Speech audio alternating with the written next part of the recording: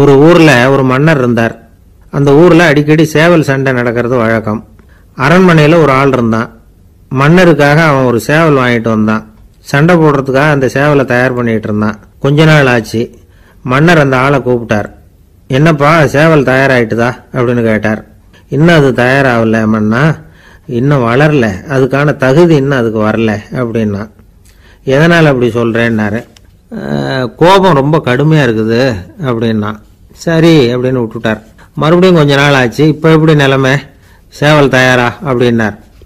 இன்னும் இல்லை அரசே, மற்ற சேவல் எங்கேயாவது கூவுற சத்தம் கேட்டால் உடனே இது பரபரப்பாயிடுது. பக்கத்தில் ஒரு சேவலின் நிழலை கண்டா கூட இது பரபரப்பாயிடுது அப்படின்னா. சரி இன்னும் கொஞ்ச நாள் ஆகட்டும்னு விட்டுட்டார். கொஞ்ச நாள் ஆச்சு. இப்போ மறுபடியும் விசாரிச்சார். இன்னும் நம்ம சேவலுக்கு அந்த தகுதி வரலமன்னா, போராட்ட உணர்வு அதுக்கு இன்னும் இருந்துக்கிட்டு தான் இருக்குது. உள்ள மெதுவாக தான் எரிய ஆரம்பிச்சிருக்குது போராட்ட உணர்வு. அப்படி இருக்கக்கூடாது, அது பற்றி எரிய வேண்டாமா அப்படின்னா. இன்னும் கொஞ்ச நாள் ஆச்சு. இப்போ எப்படின்னு கேட்டார். இப்போ அவன் சொன்னான், மன்னா கிட்டத்தட்ட அது போருக்கு தயாராகிட்டுது அப்படின்னு நினைக்கிறேன்னா. எதனால் அப்படி சொல்ற அப்படின்னு கேட்டார். மற்ற சேவலின் குரலை கேட்டால் அது அசையறதே இல்லை, ஒரு பொம்மை மாதிரி ஆயிடுது. அதுக்கு உள்ள ஒரு நுட்பமான விழிப்புணர்வு வந்துட்டுது.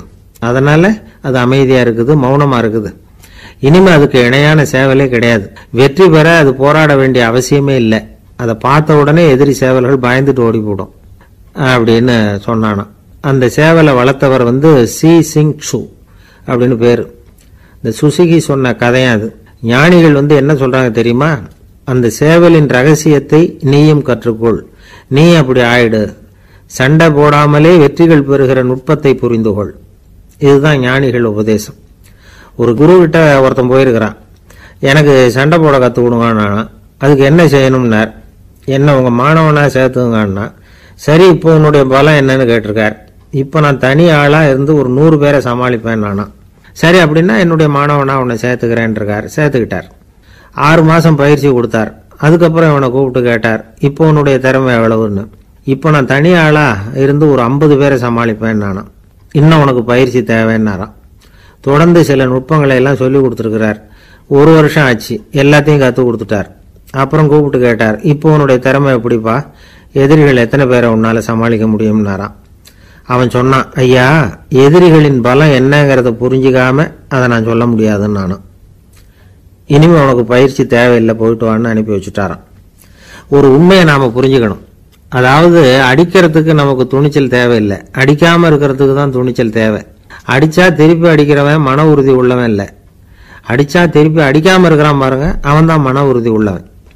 ஒருத்தன் தலை தெறிக்க வேகமா ஓடிக்கிட்டு இருந்தானா. எங்கடா ஓடுற அப்படின்னா. எதுக்க வந்தவன். ஒரு சண்டையை நிறுத்தத்தான் இப்படி ஓடுறேன் அப்படின்னு இருக்கான்.